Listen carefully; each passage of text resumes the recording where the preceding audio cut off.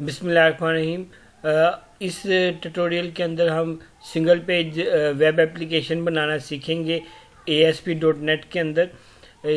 Example के लिए मैंने जो एप्लीकेशन चूज़ की है उसका नाम है वाइल्ड फोटो हब एप्लीकेशन, और ये मैंने उसकी ग्राफिकल इंटरफेस को दिखाने की कोशिश की है। सिंगल पेज एप्लीकेशन में हमारे जो है वो एक ही पेज होगा और हम उस पेज के अंदर डिफरेंट सेक्शंस बनाएंगे। ठीक है, तो ये हमारे पास डिफरेंट सेक्शंस हैं। पहला सेक्शन है नेविगेशन का, जिसके अंदर हम अपने लिंक्स लगाएंगे, हाइपर लिंक्स लगाएंगे।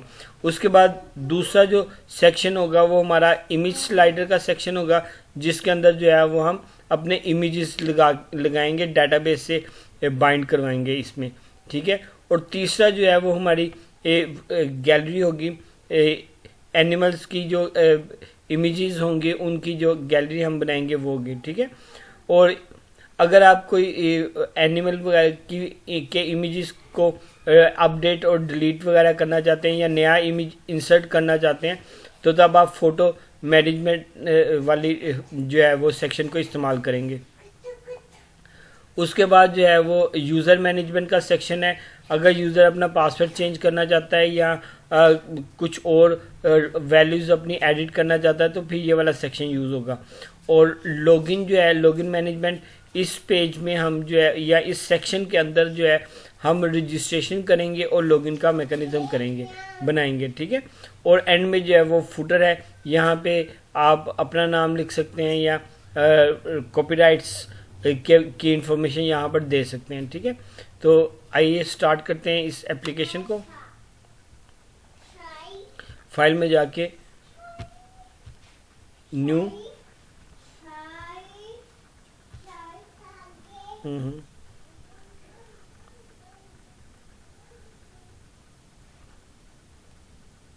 न्यू प्रोजेक्ट पर क्लिक करते हैं।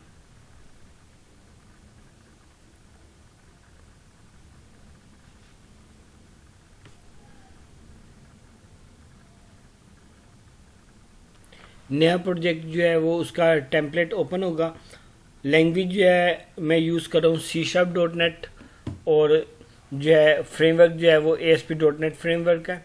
ठीक है, तो वेब एप्लीकेशन इसको आपने सेलेक्ट कर लिया, देन नेक्स्ट पे क्लिक करें। एप्लीकेशन का नाम मैं देता हूँ single page application wild photo hub. ठीक है, SPS stand for single page application. ठीक है, फ्रेमवर्क ये मैंने लिखा हुआ, ये आप नोट कर सकते हैं। लैंग्वेज जो है वो C# है। अब क्रिएट पर क्लिक करते हैं।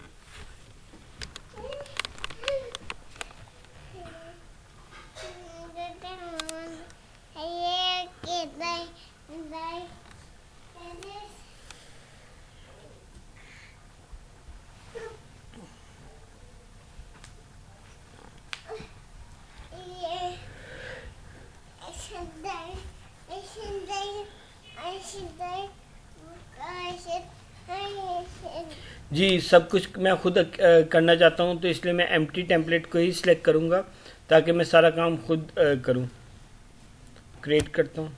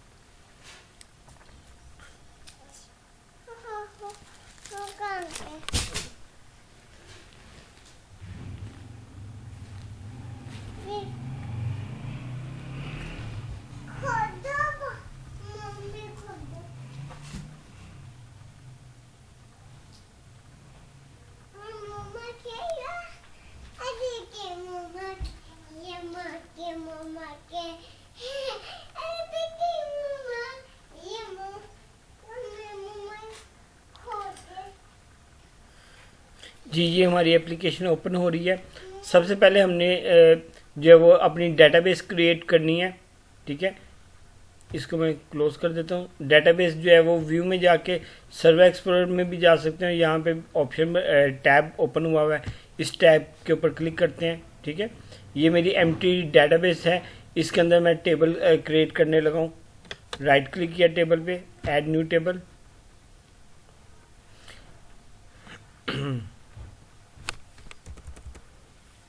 यहाँ पर मैं करता हूँ CNIC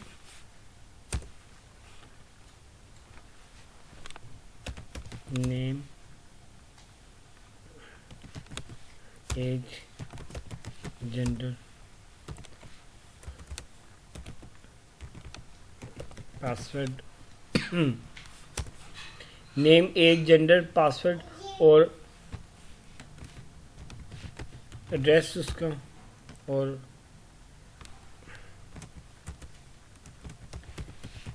कंट्री। ठीक है, और अगर कोई इमेज वगैरह लगाना चाहते हैं तो हम उसके फ़ोटो भी ऐड कर देते हैं। ठीक है, और ये जो है अब इसकी डाटा टाइप हम सिलेक्ट कर लेते हैं। ठीक है,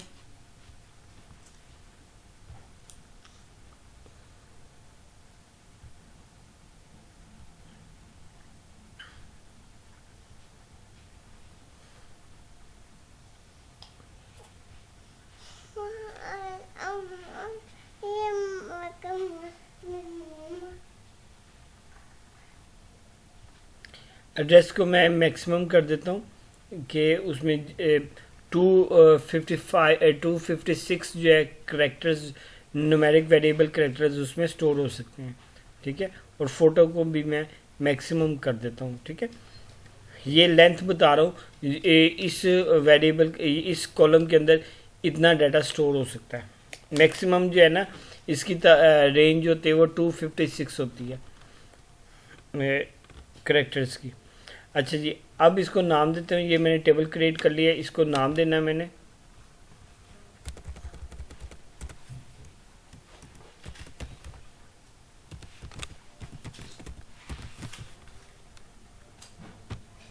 ये मैंने नाम दे दिया। अपडेट पर क्लिक करते हैं।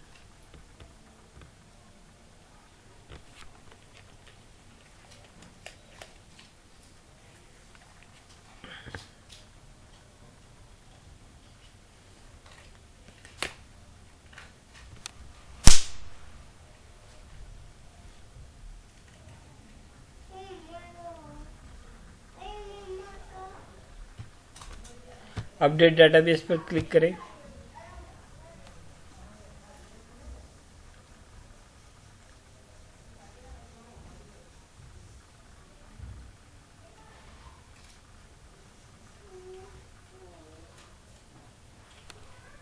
जी, ये हमारी एक टेबल क्रिएट हो गया डेटाबेस के अंदर। ठीक है, ये देखिए फोटोग्राफर का। अब फोटो जो इमेजेस आएंगी वो हम इसे स्टोर करने के लिए एक अलग टेबल बनाएंगे। इसको आप आईडी ही रहने देते हैं। ठीक है, और इसको हम ऑटो इंक्रीमेंट कर लेते हैं।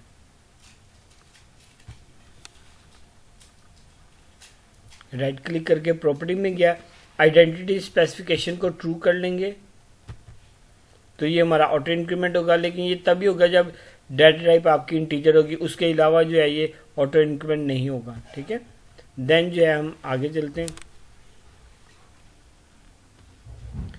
फोटो आईडी आ गया, पाथ, कंटेंट, डेट। ठीक है, रैंक जी। ठीक है,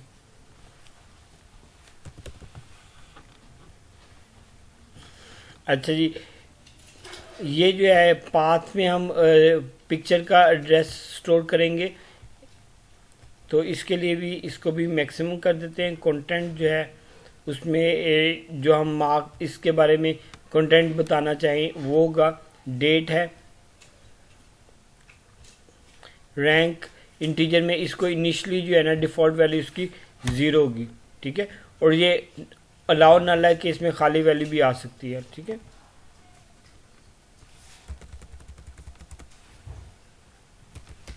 फोटोज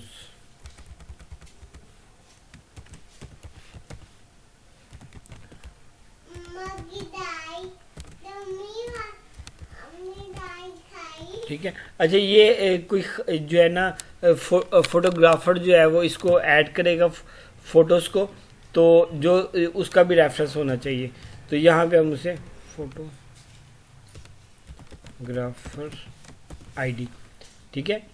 ये देखें, जो हमने लास्ट टेबल में हमने फोटोग्राफर का CNIC है ना, ये यहाँ पर फोटोग्राफर आईडी बन जाएगा, और ये यहाँ पे ये प्राइमरी की है, और यहाँ पे जब हम इसे इस्तेमाल करेंगे तो ये फॉरेन की के तौर पे इस्तेमाल होगा। ठीक है, ये इससे हमें पता चलेगा कि ये जो तस्वीर खींची है ये किस फोटोग्राफर ने खींची है। ठीक है, तो इसकी डेटा टाइप वही होनी चाहिए जो CNIC की थी। CNIC की भी एनवर्ड चार्ट 50 थी, इसकी भी एनवर्ड चार्ट 50 ही होगी। ठीक है, अब मैं इसको अपडेट करता हूँ।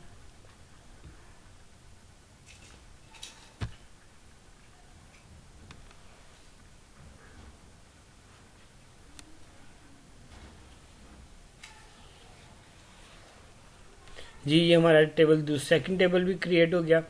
अब आते हैं अपने तीसरे टेबल की तरफ। इस टेबल में हम जो है ना दूसरा जो है फोटोग्राफर वो दूसरों की जो व्यूवर जो है वो उस जो तस्वीरें होंगी उनको स्टार्स वगैरह या रैंक देगा। ठीक है, तो उसके लिए जो है वो ये टेबल बना रहे हैं तीसरा।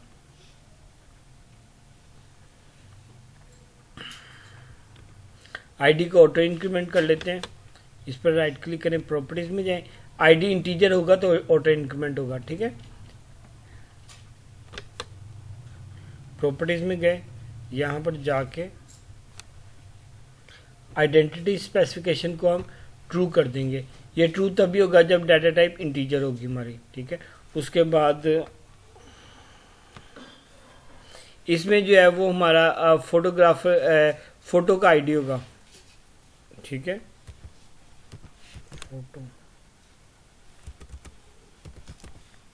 आईडी, ठीक है, रैंक स्टार्स, ठीक है।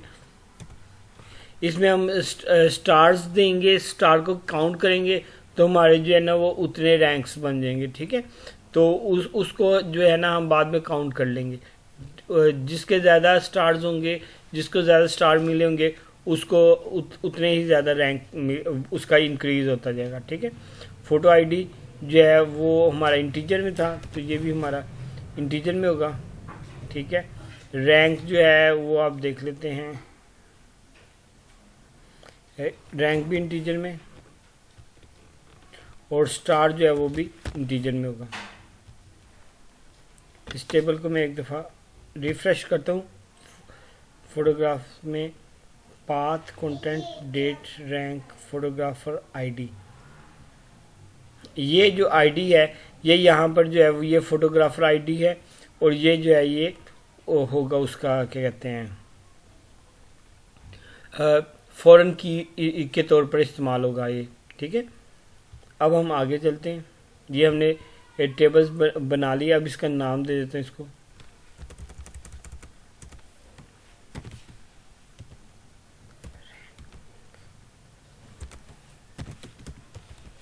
Rank table. ठीक है, कोई भी नाम देने से कोई फर्क नहीं पड़ता। अपडेट टेबल,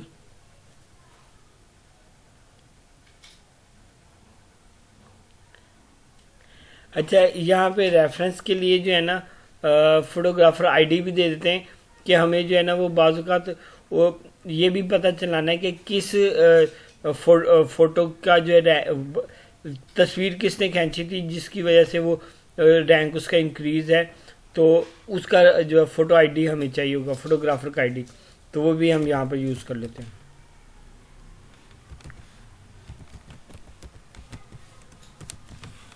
ठीक है, ये तस्वीर जिसको रैंक आपने दिया है ये उसके फोटोग्राफर का आईडी यहाँ पर हम उसमें सेव कर लेंगे। इसको अपडेट कर देते हैं।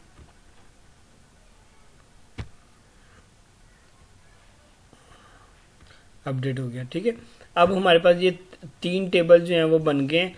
इसको रिफ्रेश करेंगे, तीसरा टेबल भी शो हो जाएगा।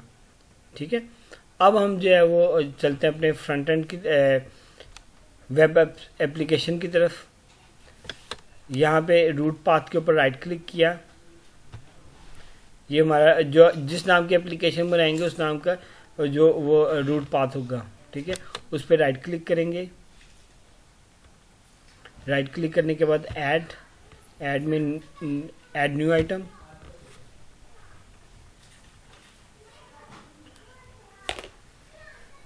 वेब फॉर्म को सिलेक्ट कर लें। वेब फॉर्म को सिलेक्ट करके मैं कहता हूँ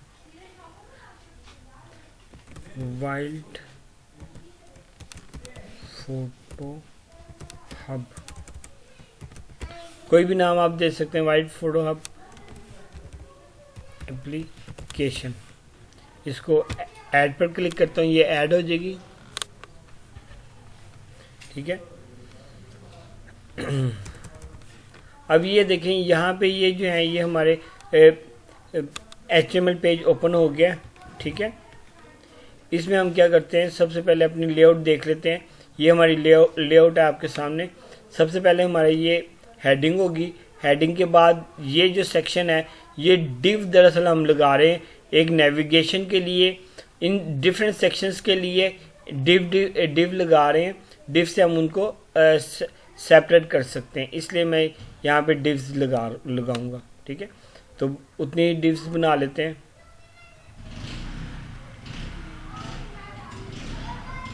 ठीक है, पहली डिव नेविगेशन है, फिर स्लाइडर है, उससे पहले हेडिंग है।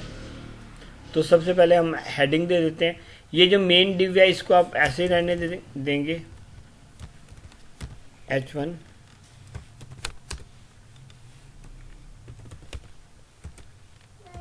Wild photo hub. ये हमारी एप्लीकेशन आ गई, वाइल्ड फोटो हब नाम आ गया। ठीक है, उसके बाद HR लगाएंगे तो वो ब्रेक रो हो जाएगी, नेक्स्ट रो में आ जाएगा ये। ठीक है, अगर आप देखना चाहते हैं तो स्प्लिट पर क्लिक करेंगे, वो नीचे आपको नज़र आ जाएगा ऐसे। ठीक है, लेकिन मैं सोर्स पे ही अभी काम करना चाहता हूँ तो मैं सोर्स पे ही क्लिक करूँगा। ठीक है, अच्छा जी, उसके बाद अब हम क्या करते हैं, उसके बाद डिव बनाते हैं। ये पहली डिव है। ठीक है, इस डिव का नाम हम नेविगेशन रखना है, तो आईडी की प्रॉपर्टी है इस डिव की, उसको आप नाम दे दें नेविगेशन।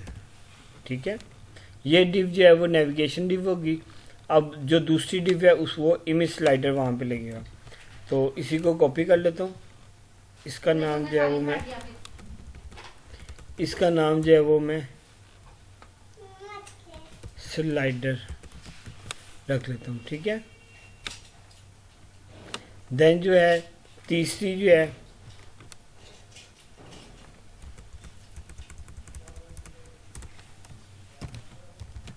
वो है गैलरी। ठीक है, इसके बाद फोर्थ जो है, अच्छा आईडी में कोई भी नाम हो या कोई भी चीज़ है उसमें स्पेस नहीं आती, तो आईडी में भी जो है वो स्पेस नहीं आएगी, यूनिक है। और ये जो है इसमें स्पेस भी नहीं होगी। ठीक है, ये आपने याद रखना है। Photo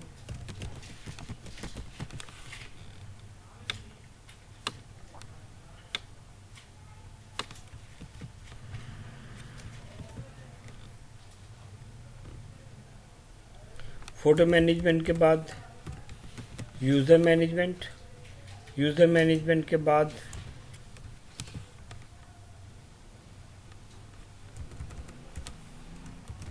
login management. ठीक है,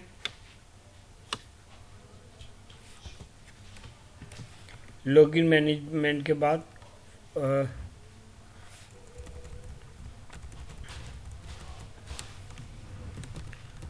फुटर। ठीक है, अब फुटर में मैं लिख देता हूँ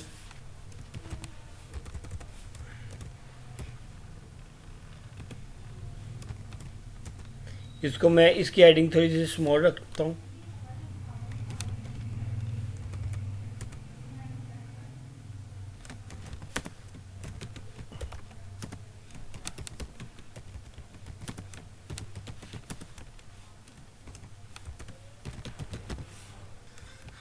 ठीक है, इसको एक दफ़ा देख लेते हैं हमने क्या किया। ये देखें जनाब, ये हम इस पेज के सोर्स में हैं। सोर्स में हमने सबसे पहले ये हमारी पेरेंट डिव थी, इसको हमने कुछ नहीं किया। ठीक है, उसके अंदर हमने हेडिंग लगाई, हेडिंग के बाद जो है वो एचआर का टैग लगाया रो के लिए, देन जो है वो हॉरिजॉन्टल रो लाइन लगा देगा ये। ठीक है, उसके बाद जो है वो एक डिव बनाई है, एक सेक्शन बनाया है नेविगेशन के लिए, दूसरा जो है वो स्लाइडर के लिए लगाया, और तीसरा जो है वो गैलरी लगाई है, गैलरी बनाएंगे हम यहाँ पर। और उसके बाद फ़ोटो मैनेजमेंट के लिए, यूज़र मैनेजमेंट के लिए सेक्शन बनाया है, और लॉगिन मैनेजमेंट के लिए सेक्शन बनाए हैं। ठीक है, तो सबसे पहले जो काम हम करेंगे वो लॉगिन मैनेजमेंट में करेंगे। ठीक है, तो H1 करते हैं।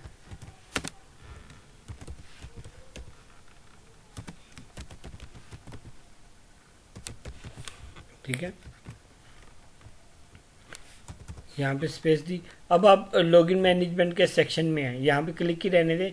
उसके बाद डिज़ाइन में जाएं जी, डिज़ाइन में जाके आप टेबल में जाएं। ये टेबल की ऑप्शन डिज़ाइन में ही यूज़ होगी, नज़र आएगी, इसलिए इंसर्ट टेबल पर क्लिक करें।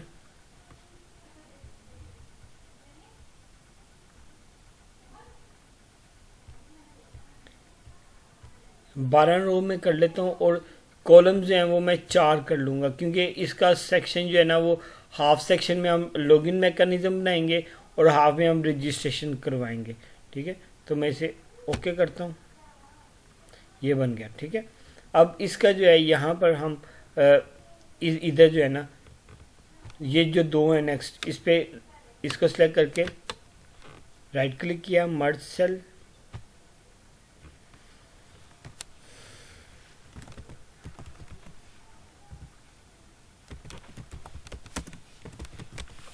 ये रजिस्ट्रेशन फॉर्म है, इसको मैं सिलेक्ट कर लेता हूँ। ओहो, इसको सिलेक्ट कर लेता हूँ। ठीक है, यहाँ से इसकी अलाइनमेंट सेंटर लाइन कर देता हूँ। कलर को देना है तो वो डिफरेंट कलर दे सकते हैं। फ़ॉन्ट साइज़ चेंज करना है तो फ़ॉन्ट साइज़ भी आप चेंज कर सकते हैं। ठीक है, अब यहाँ पे हमने यूज़र रजिस्ट्रेशन फॉर्म बनाना है। ये देखें, ये फोटोग्राफर के लिए यूज़र रजिस्ट्रेशन फॉर्म।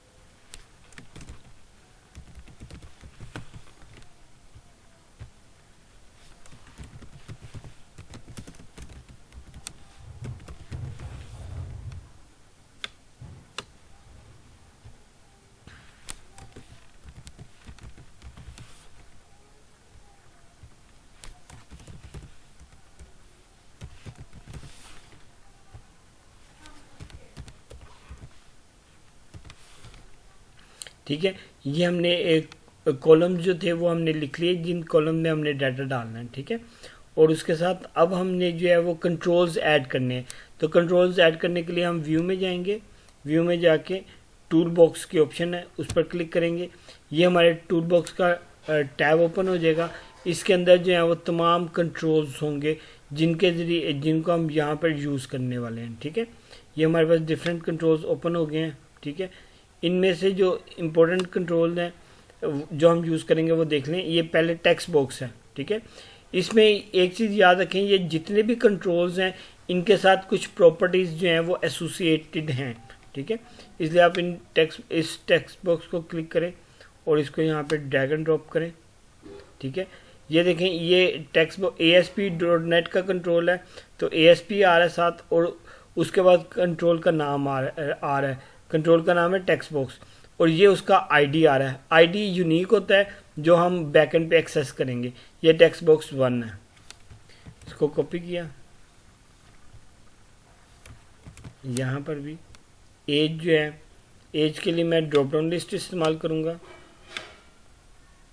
यहाँ रेडियो बटन लिस्ट इस्तेमाल कर सकते हैं, सॉरी।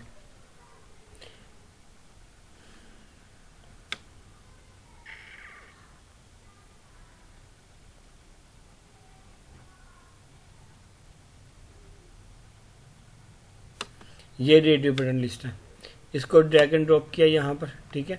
अब इसमें मेल और फीमेल हो सकता है, तो हमने इसको ड्रैग एंड ड्रॉप किया, सिलेक्ट किया हुआ है, एडिट आइटम पर क्लिक करें, यहाँ पे ऐड कर दें आइटम।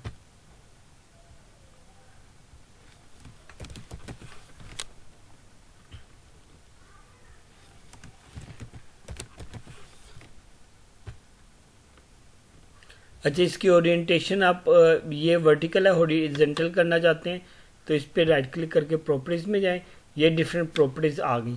इनमें से जो एक इसकी रिपीट डायरेक्शन है, इसको आप हॉरिजॉन्टल कर लें, ठीक होगी बात।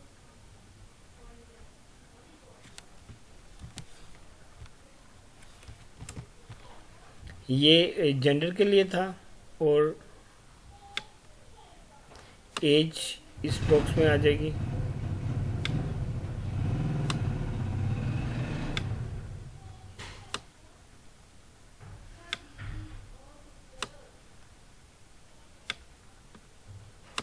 अच्छा, तस्वीर ऐड करने के लिए हम फाइल अपलोड का कंट्रोल यूज़ करेंगे। ये फाइल अपलोड का कंट्रोल यूज़ किया, अब जो है वो मैं बटन यूज़ करूँगा।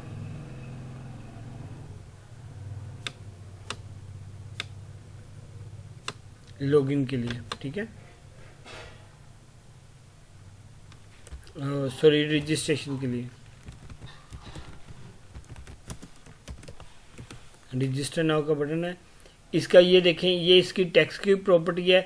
टेक्स्ट बॉक्स में जो टेक्स्ट की प्रॉपर्टी है, इसमें हम जो लिखेंगे वो सामने नज़र आता है, ठीक है। और टेक्स्ट की प्रॉपर्टी जो है वो डिफरेंट कंट्रोल्स के साथ होती है। इसको हम टेक्स्ट की प्रॉपर्टी के ज़रिए इनपुट भी ले सकते हैं और आउटपुट भी दे सकते हैं। यानी कि किसी चीज़ कंट्रोल से जब वैल्यू लेनी हो तब भी हम टेक्स्ट की प्रॉपर्टी यूज़ करते हैं, और जब किसी कंट्रोल को आपने कोई वैल्यू देनी हो तब भी टेक्स्ट यूज़ करते हैं, ठीक है। इस चीज़ को याद रखना। ये हमारा बटन 1 है, इसको नाम मैं देता हूँ BTN रजिस्ट्रेशन। रजिस्ट्रेशन के लिए मैंने BTN बनाया, बटन बनाया।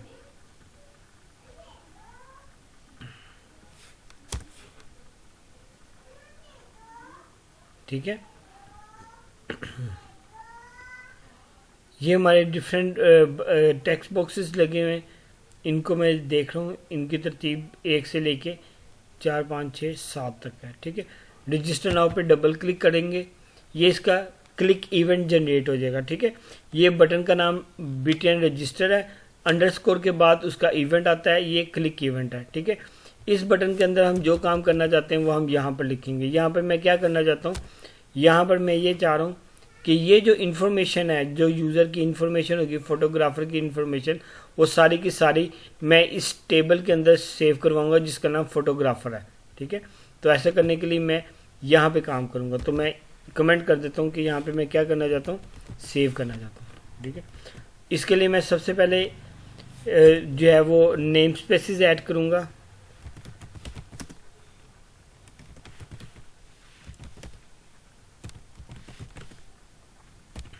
system.data using system.data.sql client। ये जो दो नेम स्पेसिस हैं, ये दोनों नेम स्पेसिस डेटाबेस के लिए हैं, डेटाबेस के साथ काम करती हैं, डील करते हैं। ये दोनों डेटाबेस के लिए, और एक और नेम स्पेस होगी जो यूज़र से इमेज हमारा लेके आएगी, उसके लिए हम यूज़ करेंगे system.io। इनपुट आउटपुट के लिए हम ये यूज़ करते हैं। ये 3 नेम स्पेसिस हमने यूज़ करने हैं, ठीक है। अब हम आते हैं यहाँ पर। अच्छा जी, यहाँ पे एक मिनट देख लूँ, ये फाइल अपलोड का कंट्रोल लगा हुआ है, ठीक है। ये फाइल अपलोड का कंट्रोल क्या करेगा, हम अपने सिस्टम में से पिक्चर उठाएंगे जो हम से इस यूज़र की पिक्चर सेव करना चाहते हैं और उसको उठा के हमने एक इमेज में वो फोल्डर में रखना है। तो यहाँ पे हम फोल्डर बना लेते हैं,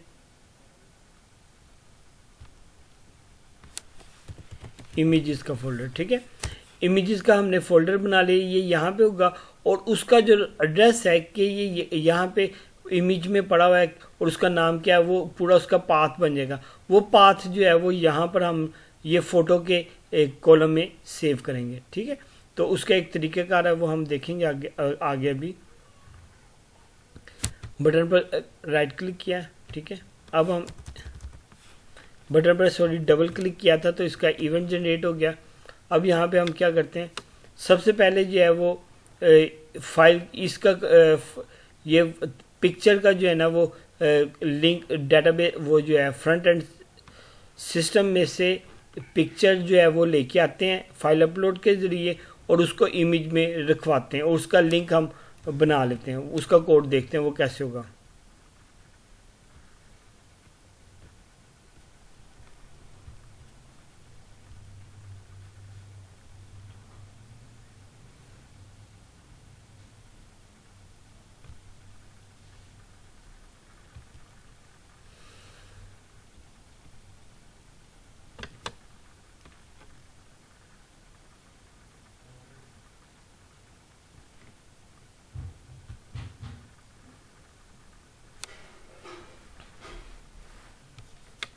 ये मैंने कोड संभाल के रखा हुआ है, लेकिन घबराए नहीं, मैं आपको समझा दूंगा सारा कुछ। ठीक है,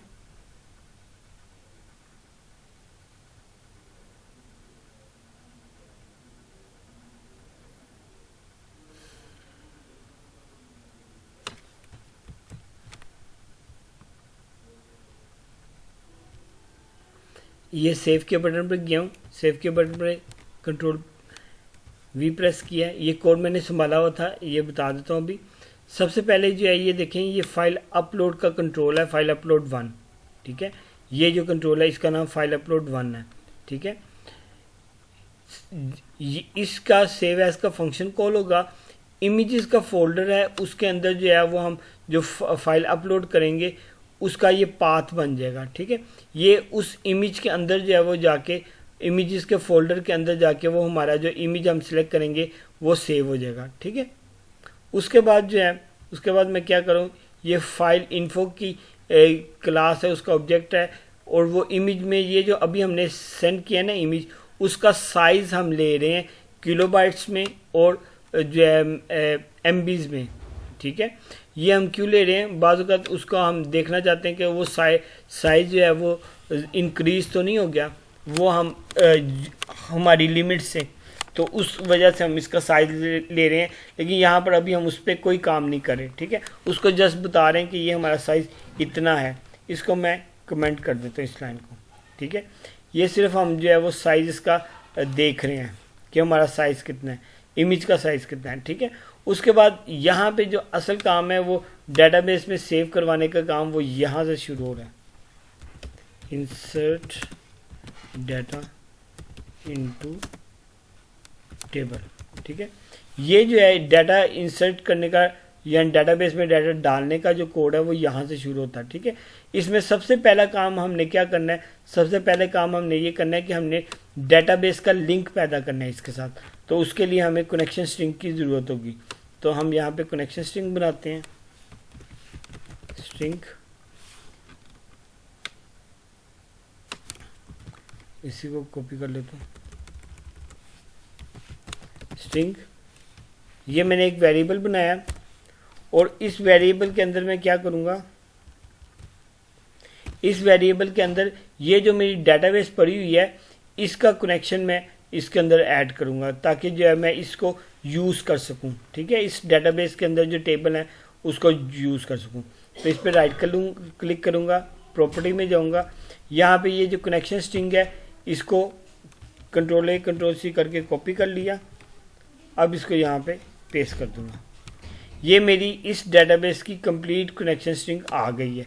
ठीक है, ये मुझे बता रही है कि ये वाली मेरी डेटाबेस है photo hub DB।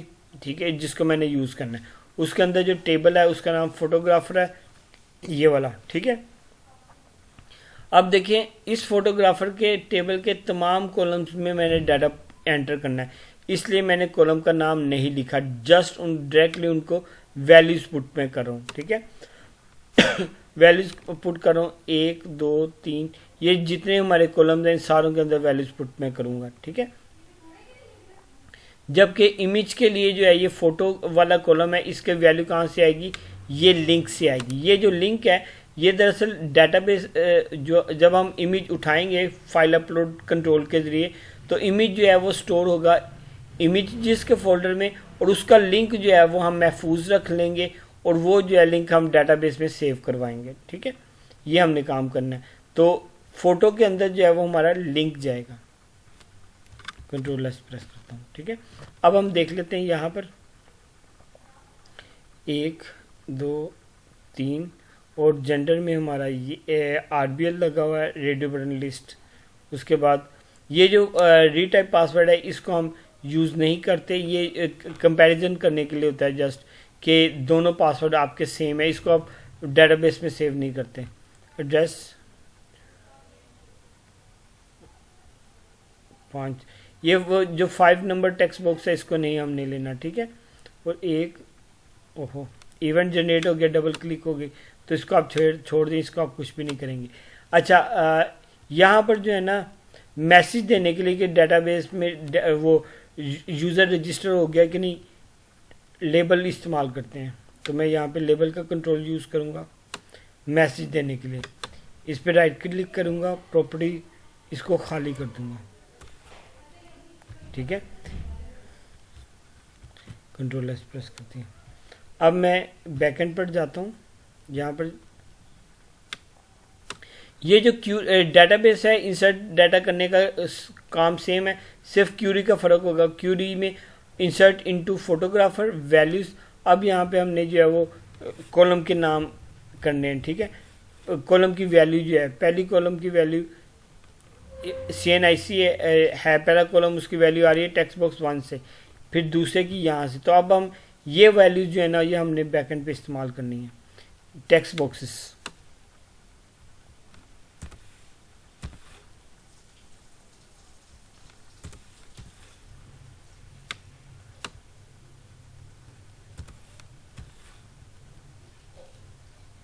One two three हो गया, फोर्थ जो है वो हमारा रेडियो बटन लिस्ट है।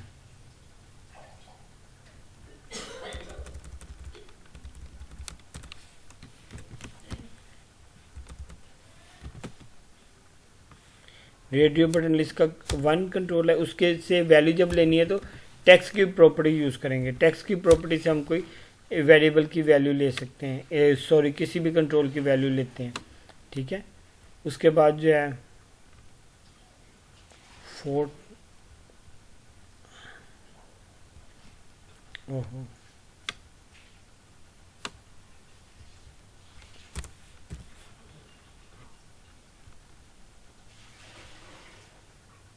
4 6 and 7 4 6 and 7 और 8 नंबर पे जो है वो हमारा लिंक आ जाएगा। ठीक है, ये चीज़ आपने समझनी है। 8वें नंबर पे जो है वो हमारा फ़ोटो का लिंक आ गया, फाइल अपलोड का लिंक आ गया। ठीक है, यहाँ तक बात क्लियर होगी। अब हमने जो है वो इसको देखना है कि यहाँ पे हम क्या करें। ये इंसर्ट की क्यूरी लगाई है फ़ोटो में, फ़ोटो वाले टेबल के अंदर फोटोग्राफर की इंफॉर्मेशन जो है, सॉरी फोटोग्राफर की इंफॉर्मेशन जो है वो हम सेव करवा रहे हैं, और सेव करवाने के बाद ये मैसेज शो हो जाएगा कि यू आर रजिस्टर्ड सक्सेसफुली। ये जो लाइन है, ये वाली line SQL command dot non execute non query, इधर जो है वो हमारा जो है इंसर्ट होगा डाटा टेबल के अंदर।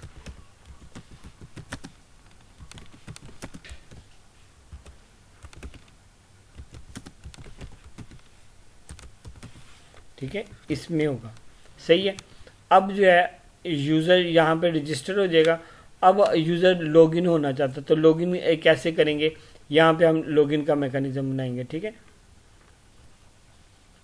उसको चेंज करने के लिए मैं थोड़ा सा उसे नीचे यूज़ करूँ। ठीक है, सबसे पहले आप इसको 2 कॉलम्स को मर्ज कर लेते हैं। और इधर टाइप कर देते हैं लॉगिन इंटरफेस, कुछ भी लिख सकते हैं आप।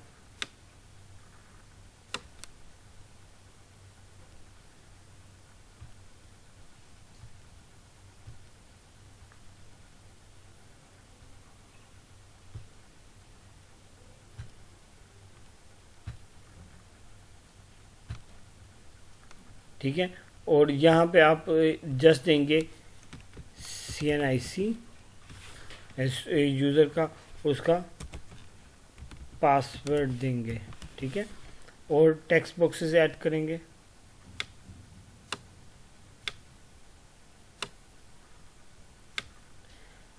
ये लगा दिए। ठीक है, और फिर उसके बाद ये बटन लगा देंगे। ठीक है, बटन जो है वो मैंने बटन भी यूज़ किया लॉगिन का, इसके ऊपर राइट क्लिक करके हम लॉगिन कर देंगे। ठीक है, ये बटन जो है वो इसका आईडी देख चेंज कर लेते हैं, BTN लॉगिन। अब इस बटन पर डबल क्लिक करें तो आप लॉगिन के बटन पे आ जाएंगे। ठीक है, इसमें हमने सबसे पहले क्या करना है, इसमें सबसे पहले हम क्यूरी लिखते हैं, स्ट्रिंग क्यूरी।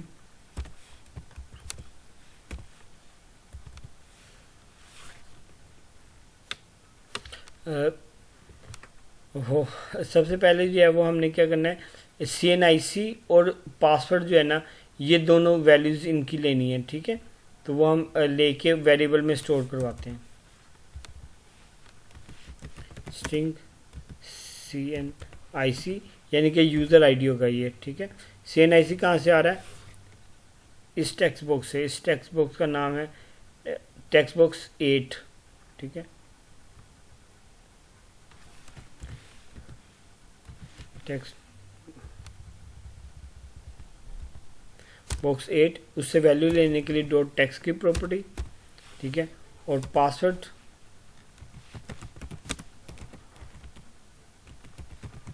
ये कहाँ से आ रहा है, ये टेक्स्ट बॉक्स 9 से आ रहा है, 9 डॉट टेक्स्ट। सही है, अब हम क्यूरी लगाएंगे, select static from photographer,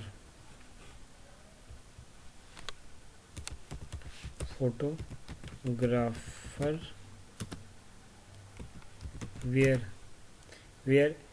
CNIC is equal to this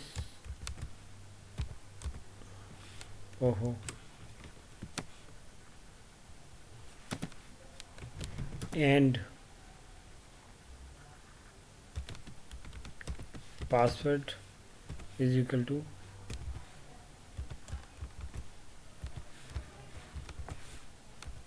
ठीक है।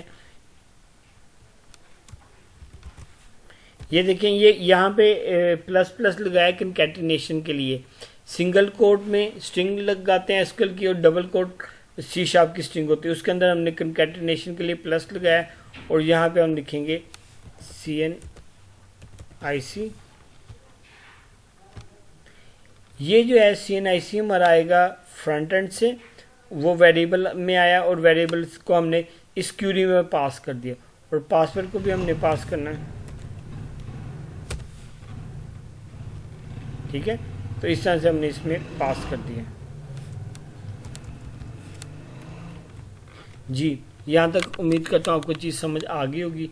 अब हमने इस क्यूरी को रन वगैरह करना है, तो इसके लिए हमें क्या करना पड़ेगा,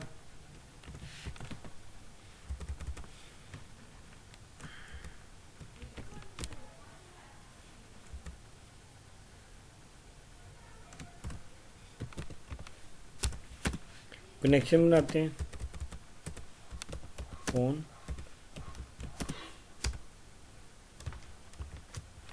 यहाँ पे हम कनेक्शन स्ट्रिंग पास करेंगे जो हमने ऊपर डिफाइन की थी।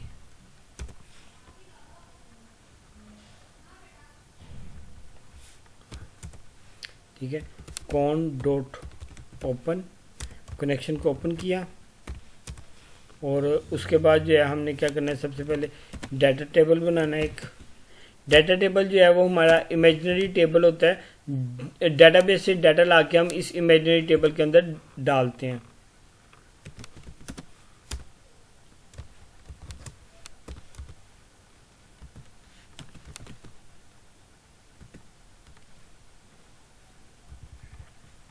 एसक्यूएल डाटा अडॉप्टर भी यूज करते हैं, डीए। एसक्यूएल डाटा अडॉप्टर के अंदर से मैं पास करूंगा क्यूरी और कनेक्शन को, ठीक है। ये मैंने क्यूरी और कनेक्शन को पास किया। अब मैं कनेक्शन मेरा ओपन है, डाटा अडॉप्टर के ज़रिए मैं फिल करवा रहा हूँ इमेजिनरी टेबल डीटी को।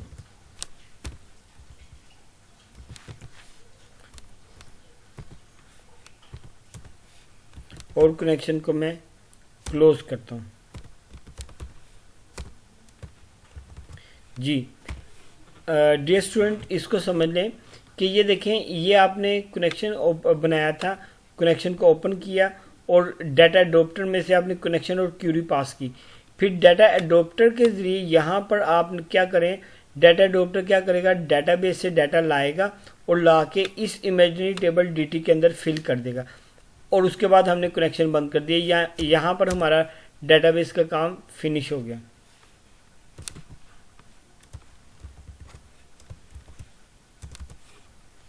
अब हम चेक करें कि डाटा टेबल के अंदर डाटा है।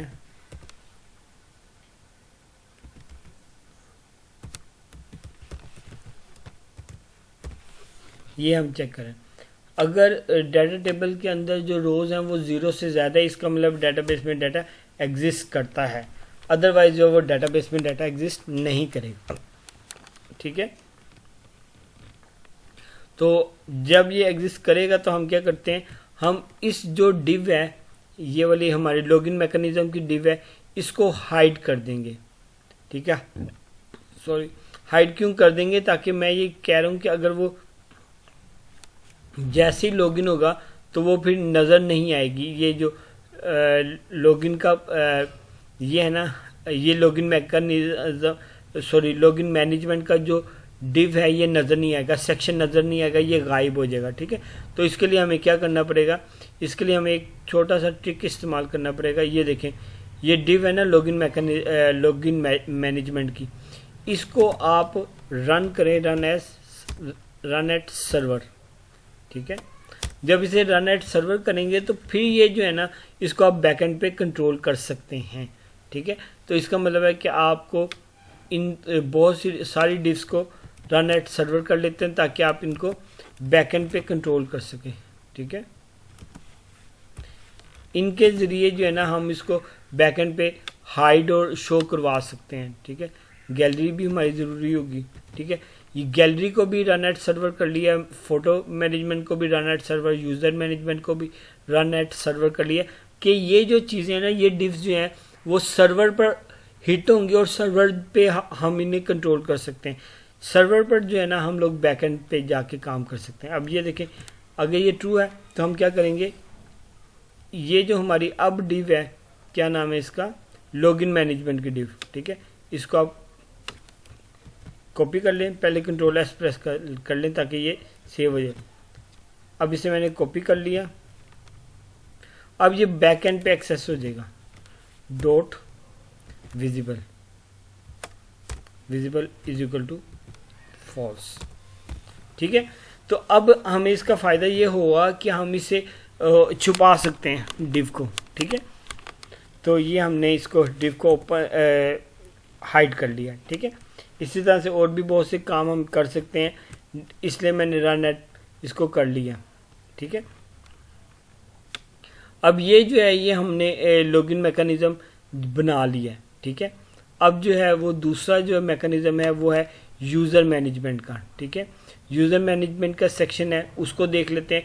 यूज़र मैनेजमेंट का सेक्शन भी तब ही ऑन होगा जब जो है वो हमारा क्या कहते हैं, लॉगिन मैकेनिज्म गायब हो, यानी कि जब यूज़र लॉगिन हो जाएगा तो तब उसका यूज़र मैनेजमेंट का जो है ना डिव सेक्शन वो ओपन होगा। तो हम फिर यूज़र मैनेजमेंट को यहाँ पर user management dot visible is equal to true. True का मतलब है, यहाँ पे मैं कमेंट कर देता शो, और फॉल्स का मतलब है हाइड।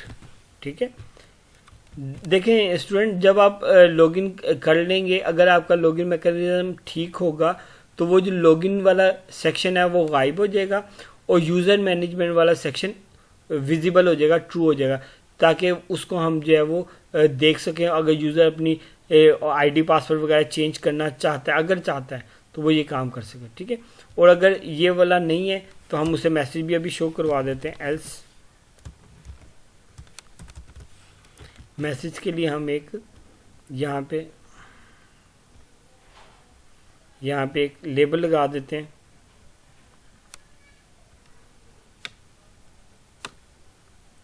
राइट क्लिक करें, प्रॉपर्टीज में जाएं,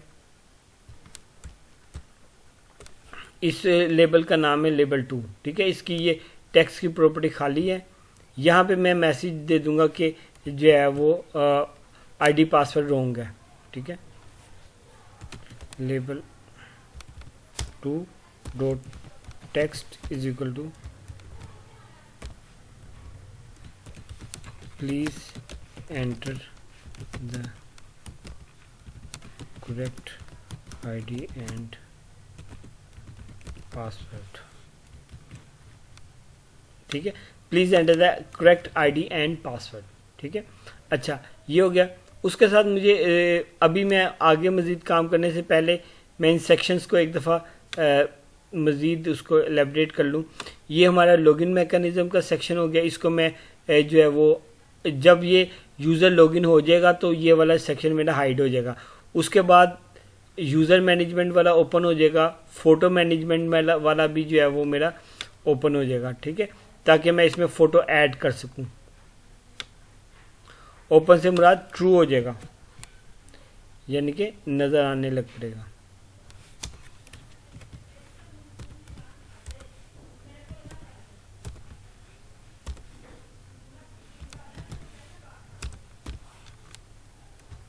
ये भी शो हो जाएगा। ठीक है, तो ये हमारे ये शो हो जाएंगे। अब इन जो है ये जो शो हो रहे हैं इनको मैं छुपाना चाहता हूँ। जब ये पेज मेरा लोड हो तो मैं इन्हीं को सिलेक्ट कर लूँगा। ठीक है, और इनको ये पेज लोड इवेंट है। ये पेज लोड इवेंट जब हमारा पेज ओपन होगा ना, रन होगा, तो तब जो है मैं इनको छुपाना चाहता हूँ। ठीक है, तो मैं इसकी विजिबिलिटी को मैं फॉल्स कर लूँगा। अब ये जो है ये फॉल्स छुप जाएगा।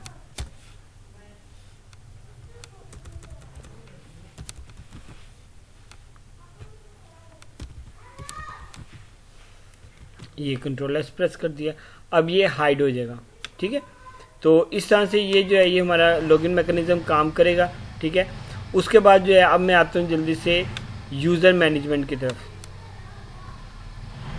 ठीक है, यूज़र मैनेजमेंट में जैसे हमारा ये यूज़र लॉगिन होगा, अगर उसका लॉगिन ठीक होगा, लॉगिन होगा, तो अब हम यहाँ पर ना एक लेबल लगा लेते हैं जहाँ पे हम उसका नाम शो करवाएं। जैसे आप देखते हैं कोई एप्लीकेशन ओपन करते हैं तो नाम शो होता है ना, वो हम कहाँ पे करवाते हैं, ये हेडिंग के बाद, यहाँ पर हॉरिजॉन्टल रोज से के बाद। ठीक है, यहाँ पे मैं एक लेबल लगा लेता हूँ, ये वाला लेबल। ठीक है,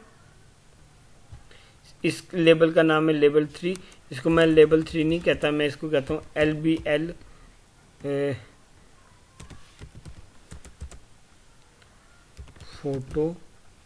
फोटोग्राफर आईडी। ठीक है, ये मेरा फोटोग्राफर का आईडी है जिसके अंदर मैं वैल्यू पुट करूँगा। इसने आगे जाके बड़ा काम करना है, इसलिए इसको मैंने यूनिक रखा हुआ है। इसको मैं कॉपी कर रहा हूँ। ठीक है, अब अगर ये जो है डेटाबेस से डाटा आ रहा है और डाटा ठीक है, तो मैं जो मेरा यूज़र आईडी होगा ना, उसको जो है मैं इस लेबल के अंदर स्टोर करवाऊँगा।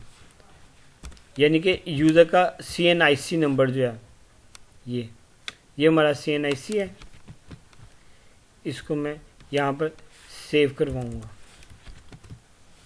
ठीक है, इसकी बिना पे हम आगे जो है ना वो यूज़र को मैनेज कर सकेंगे। ठीक है, तो अब मैं जाता हूँ यहाँ पर,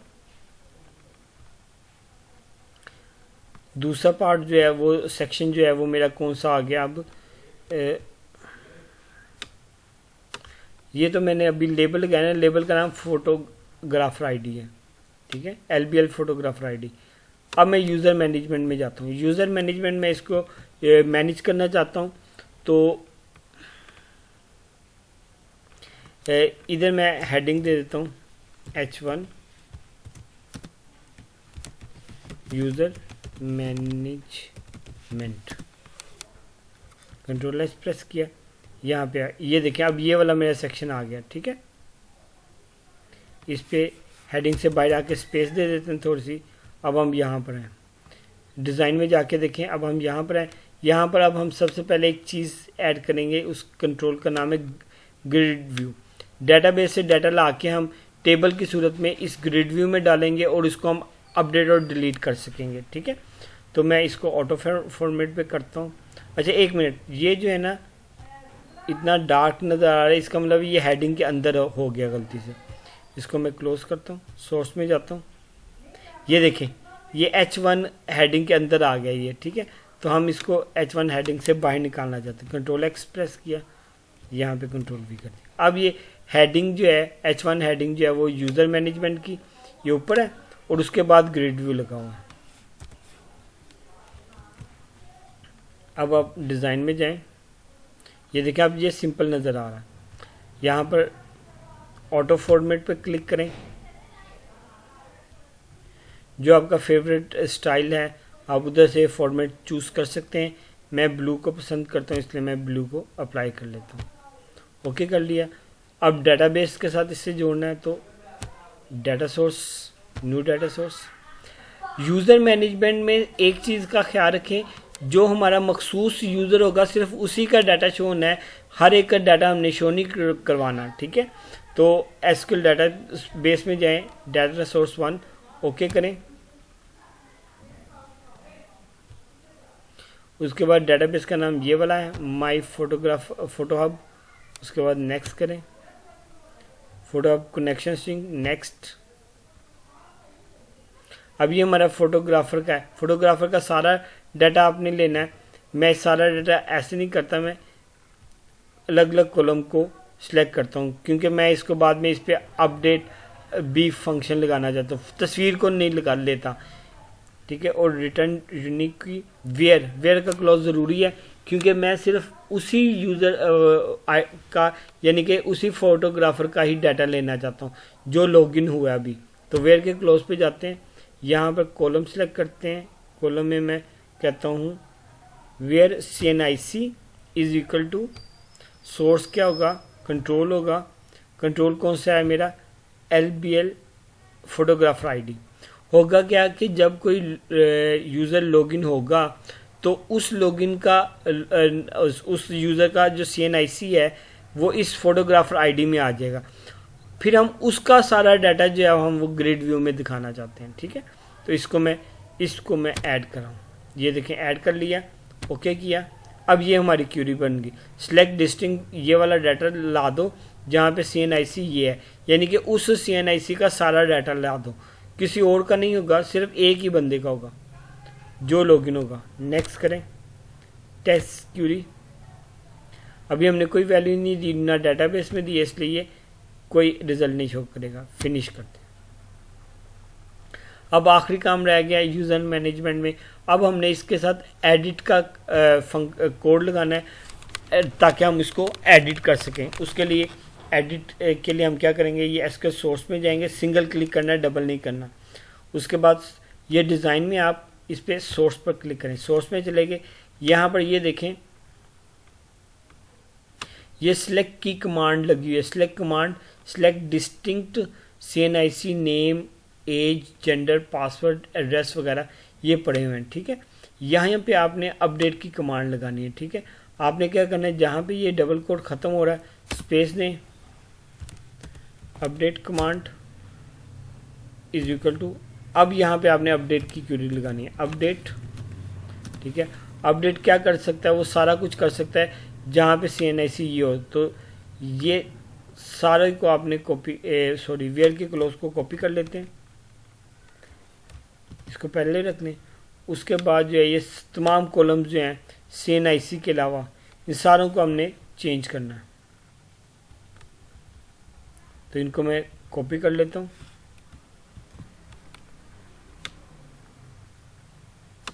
और पेस्ट करना है कहाँ पे, ये ख्याल रखिएगा अपडेट के बाद स्पेस देके ये करना है। लेकिन मैंने गलती से वो टेबल का नाम नहीं बताया, तो टेबल का नाम है फोटोग्राफर, इसको भी कॉपी कर लें।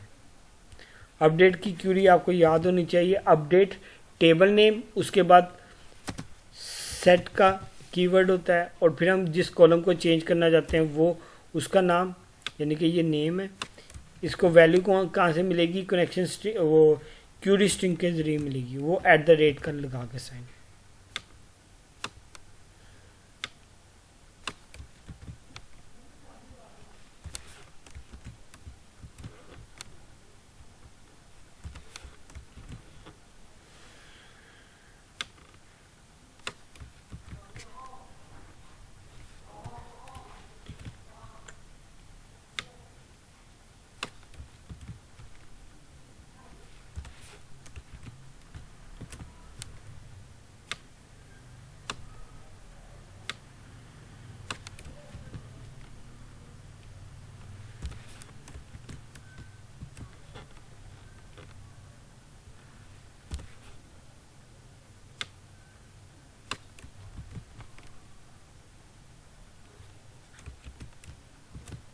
ये देखिए, ये मैंने क्यूरी बना ली है। Update table name photographer, set ये कॉलम का नाम है, ये कॉलम की वैल्यू @ के साइन से आ रही है जो क्यूरी स्ट्रिंग के जरिए आ रही है रन टाइम इन्वायरमेंट में। इस तरह से ये एज का कॉलम है, उसकी वैल्यू इधर आ रही है, दरम्यान में कोमा लगा हुआ है। ठीक है, तो आपको अगर अपडेट की क्यूरी आती हो तो आपको पता चल जाएगा। यहाँ पे वेयर का क्लोज लगाया हो ताकि मखसूस रो को ही, मखसूस यूज़र को का ही डाटा अपडेट किया जा सके। Ctrl+S प्रेस कर लें, फिर डिज़ाइन में जाएं। अब आपने एडिट का लगा ली है, एडिट की क्यूरी लगा ली है, सॉरी अपडेट की क्यूरी लगा ली है, लेकिन एडिट या अपडेट का यहाँ पे आ नहीं रहा कॉलम में नाम। तो आपको यहाँ पे क्लिक करना पड़ेगा, एरो पे जाके अनेबल एडिटिंग। अब अनेबल एडिटिंग कर लेंगे तो ये हो जाएगा। ये हमारा पार्ट 1 है, उम्मीद करता हूँ ये समझ आ गया होगा। प्रैक्टिस करें, नेक्स्ट जो है वो मैं मज़ीद आपको दूसरे सेक्शंस के ऊपर भी बात करेंगे। नेक्स्ट में हम फ़ोटो वाले सेक्शन पर बात करेंगे। ठीक है, अपना ख्याल रखिएगा, मेरा चैनल सब्सक्राइब करें और मज़ीद मुझे बताएं कि मैं कौन कौन से टॉपिक्स पर वीडियोस बनाऊं। शुक्रिया आपका।